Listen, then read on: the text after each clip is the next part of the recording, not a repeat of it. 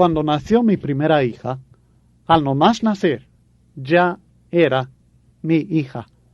Nadie puede negar esta relación natural que ella tiene con mi esposa y conmigo. No obstante, era necesario legalizar esta relación ante las autoridades civiles. Por tanto, fui a la alcaldía en San Salvador, El Salvador, donde ella nació, para cumplir con el requisito de la ley y sacar los papeles indicados para que ella fuera legítimamente mi hija. Algo semejante, no es exactamente lo mismo, pero algo semejante resulta en el caso del casamiento. Es posible que uno tenga esposa, estar casados delante de Dios sin la intervención de las autoridades civiles.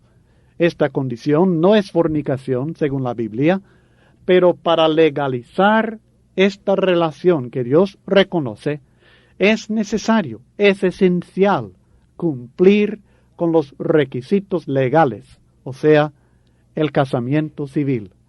Aunque realmente está casado ya, no está viviendo en la fornicación, como dicen muchos sectarios, no está viviendo conforme a la ley civil tampoco, y le urge legalizar su matrimonio. Además, la influencia de uno en los demás, que no entiendan las enseñanzas bíblicas, es otro motivo muy importante para legalizar la unión matrimonial. Toda pareja de jóvenes que piensan casarse, les recomiendo, les insisto que la Biblia les exhorta a obedecer. En principio, la Biblia lo enseña que debe obedecer también el matrimonio civil en su casamiento, que sea completo la unión, la legalización y su ejemplo delante de los demás, como una pareja que realmente ha abandonado a todos los demás y quieren entregarse el uno al otro completamente para ser uno, unidos por Dios mismo. Ahora, en cuanto al casamiento eclesiástico, que muchos reconocen y que dan mucho énfasis al mismo, debe quedar bien claro, por medio de un estudio de la Biblia. Si usted lee la Biblia de Génesis al Apocalipsis, encontrará que no existe en la Biblia el casamiento eclesiástico. El casamiento no es un rito eclesiástico, es decir, la iglesia no tiene nada que ver directamente como mediadora en el asunto del casamiento. Esto no quiere decir que sea incorrecto que la pareja haga su pacto matrimonial durante una reunión especial de la iglesia. Esto es correcto. La palabra de Dios es adecuada para toda, repito, toda situación y toda necesidad del hombre. Segunda Timoteo capítulo 3, versículos 16 al 17, nos revela que la escritura inspirada es útil para toda situación y toda necesidad del ser humano. No puede haber mejor manera de comenzar el matrimonio que por escuchar consejos sabios de la palabra de Dios en cuanto a la relación matrimonial, el amor verdadero que es base fundamental del hogar feliz, las responsabilidades del marido y de la esposa según la Biblia, la permanencia del matrimonio, otro tema significante. La palabra casar, sin embargo, significa unir. Y nosotros no podemos unir a dos personas en el matrimonio. Esto es algo que solamente Dios hace, como hemos estudiado en Mateo 19, los versículos 4 al 6. Lo que Dios juntó, no lo separe el hombre.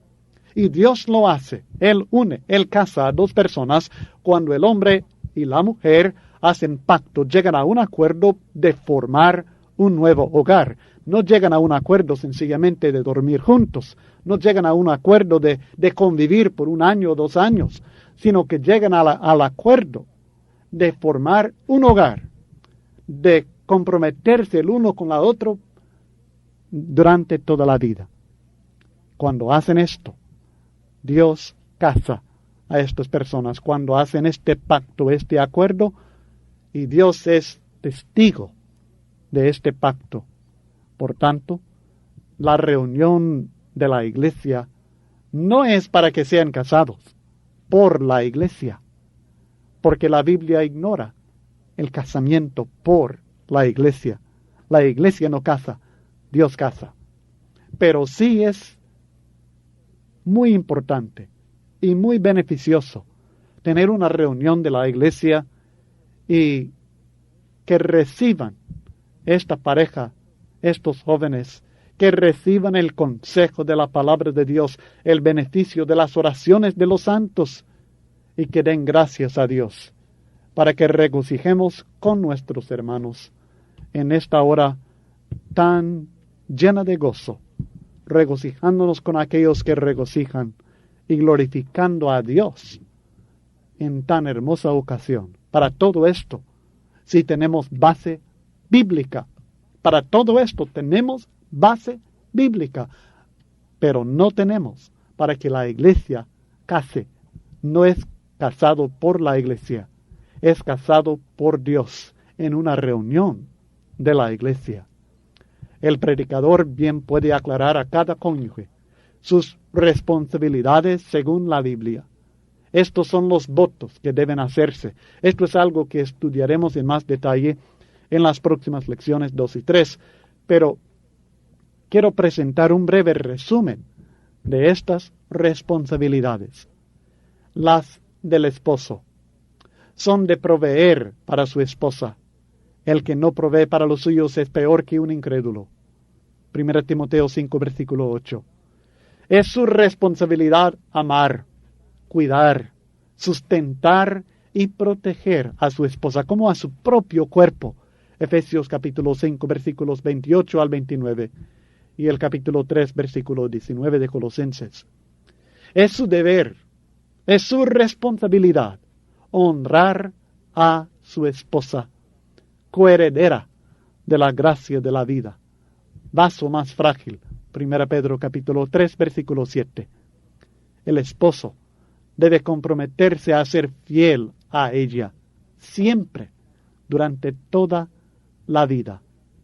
Él debe cumplir solamente con ella el deber conyugal. 1 Corintios 7, versículos 3 al 5.